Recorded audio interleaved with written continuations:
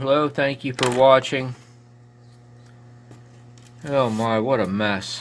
Some days I think that maybe I shouldn't be putting stuff like this on YouTube. I should be putting other things on, and I wish to God I could tell you what I was kind of thinking of right now, but on my way to the mailbox, I happened to see a spotted lanternfly on the ground, and you know, if I would have put what I did and what I said on YouTube, I probably would actually have some views on the video. So, man. So anyway, so just to kind of fill you in on the monstrosity of this marvel of engineering, is this path that used to be right here, or pad I should say, started out shorted to ground. That ran me through a 2-day episode with this till I got that underway. So then I had everything good, and I thought, well, I'm going to put a trimmer in this and tune the input. So put the trimmer in, and of course I was looking at it, and it doesn't take a rocket scientist to figure this out. Follow me on this. You got a standoff here, a standoff there. You got standoffs there on the transistors, standoff here, standoff there. So where is the area of the board without the standoffs? Well, the dead center of it's going to be right in here. So it would stand to reason that if there's going to be a push to short on this board, the best place to short this damn board out to the chassis that sets below it, 60 thousandths of an inch, is going to be by pressing about right in here. You see the issue there. This is a big Hogan trimmer. It takes a little bit to get on it. And that was all it took. I'm pretty furious. The puff of smoke came from over in here. I had to put this, throw this outside for a while because I literally just couldn't stand to have this thing sitting in the house. Smoke came from over here, and I heard it sizzling. But of course it was only sizzling while I was pressing down, so I mean, it might have only been, 1 or 2 seconds, if even that. So I gutted this SOB today, and I fully expected there to be a path burn off on the bottom, or at least a path blistered. I'm sure it would have burned off if I would have held the trimmer down. But there's no path blistered anywhere on this. I don't know what to make of this. I mean, I don't. I mean, you can see what I did. I glued an insulator there that's 60 thousandths of an inch, because that is right in the very middle. If you measure from here to there and from there to there, and then find the center of all those points, it puts you about right there. I mean, that would stop the problem, but ideally that's not the way to fix this. I'm waiting on some fish paper. I don't know why these jackasses couldn't have put an insulator board underneath this. This is just the stupidest engineering I've ever seen in my whole entire life. Didn't find anything on the underside of the board that was blistered or anything. So I thought, well, in all likelihood, it probably burned a path under the relay. So I pulled the relay off. Of course, good luck with that, because the pins don't even go through the board. Because if they would have made the pins to go through the board, the damn relay would have been shorted to the chassis. So with plated through holes, you know automatically what's going to happen. I mean, even if you're the most careful person in the world, have the right amount of heat and a good strong vacuum, you're always going to get a path that's going to tear off. I mean, a percentage of the time, maybe small, but it's going to happen. So the path tore off.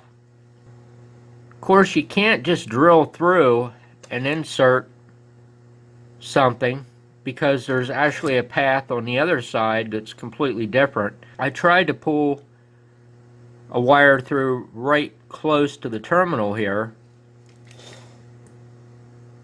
and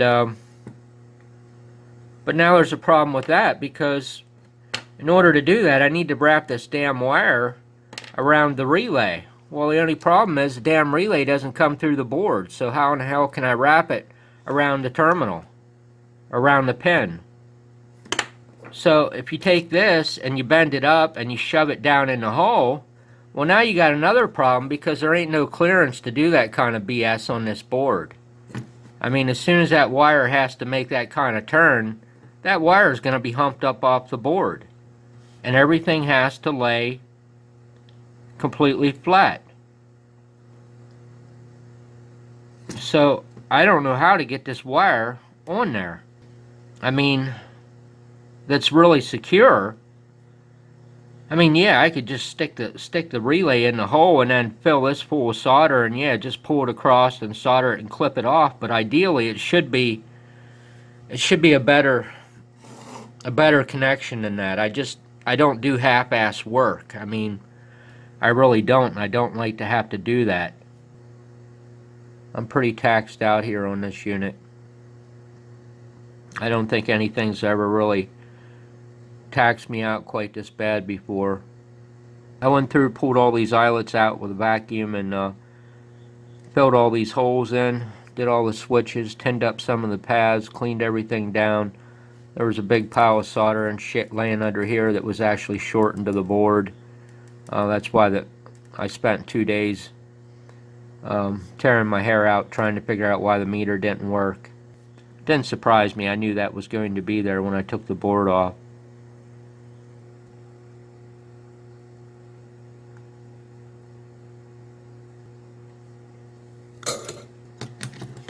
All that shit just to hold the relay there. Just to be able to solder the rest of it. You know, normally when we make stuff, we make pins that are just a little bit longer so you can do a sweep to the side, a sweep to the side, and it holds the thing right in place. But you know, that's living in my world.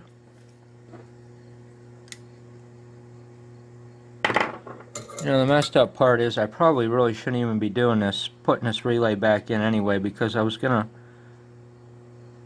make a new adapt, I guess you could say, for it, so that I could use a better relay in here than.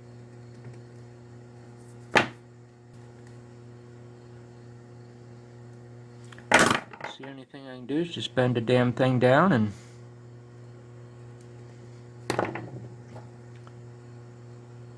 fill up the hole with solder. That's all I know to do. All I can say is I'm glad I don't have to work on these every day. I feel very, very badly for the person that might have to. I really, truly do.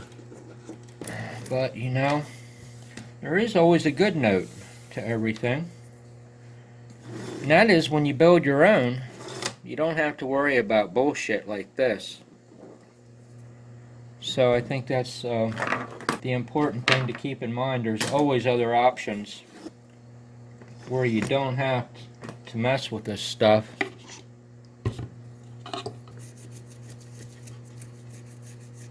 Anyway, when I pulled the pot out of this, it was a Clarostat, and unfortunately I had to can it. It wasn't even repairable. So it was actually epoxy sealed. That was the first time I ever tried to get one of them apart. I did manage to bust it open. The 250 ohm carbon trail went to like 2,500 ohms or so. And unfortunately, it was just not anything that I could bring back to life, because some of the carbon trail had kind of burnt out over the width of the trail. And when the width of the carbon trail goes down, the resistance increases. And there's really no way to get that back.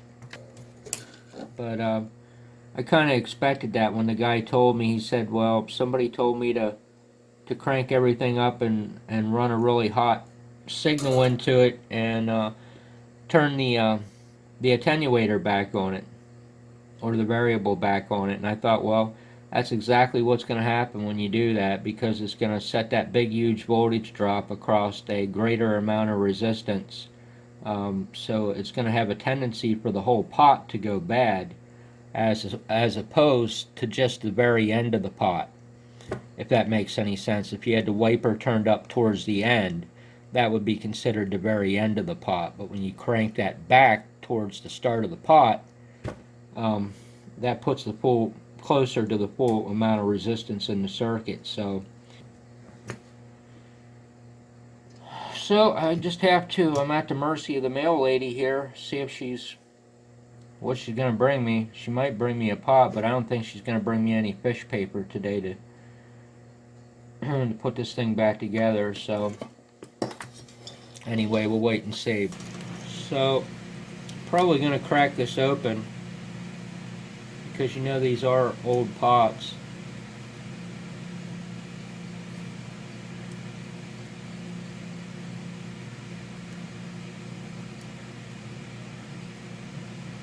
Yeah, yeah, this pot definitely has an issue. It did clear up a little bit. There's definitely some stuff on the wiper of this pot.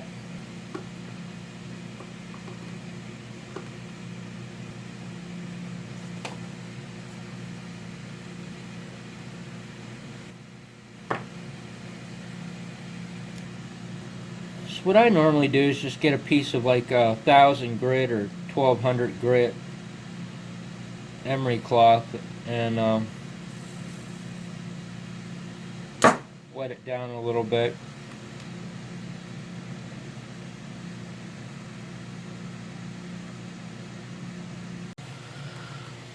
So I just now remembered that there is no notch cut out on these Texas Star amps, at least not the couple that I've seen here, for the anti-rotation. I guess the reason they never did that is because they figured the panel wasn't thick enough on the front to do that. That's what I mean by the anti-rotation notch. So if we cut that notch back just the right width, we can definitely make that notch go through that little tiny thin plate good enough to keep the pot from spinning.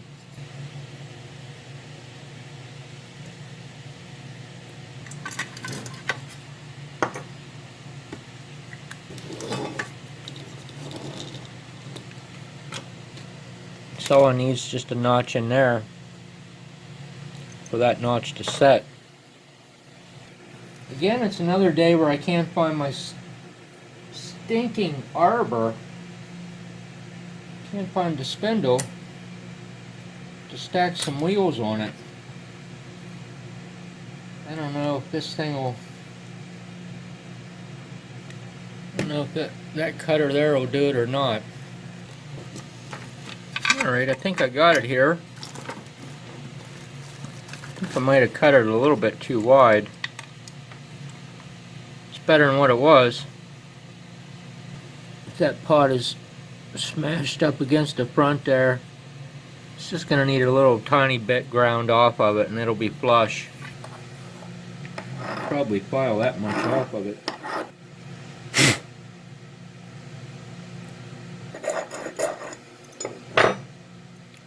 Kind of think my file has seen better days, maybe. Let's see if that did it. Sure, the front's setting right side to side and top to bottom. Looks like it is.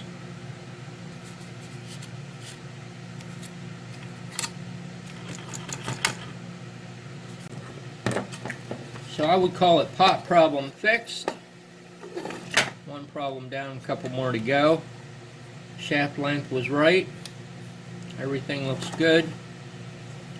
See if this stuff here has any life left in it. This is really good stuff. It's kind of why you can't get the lid off of it. So that'll definitely keep that from spinning. So there's not much more I can do. I'm at the end of the road here today. Until the fish paper comes, can't put it back together. One step at a time. Yeah, so hey, anyway, appreciate you watching my videos very much. To anybody that watches my stuff, you know, I'm just a very small fish in a pond. I'm not even a fish in the ocean that's out there. So I can't bring you super interesting, big, expensive lights and meters and flashing, attractive things. But, you know, I guess I'm just kind of hoping that maybe somebody will see the logic to the things that I work on and the way that I do things, and maybe be able to learn something from that. So, thank you so much for your time. Have a great day.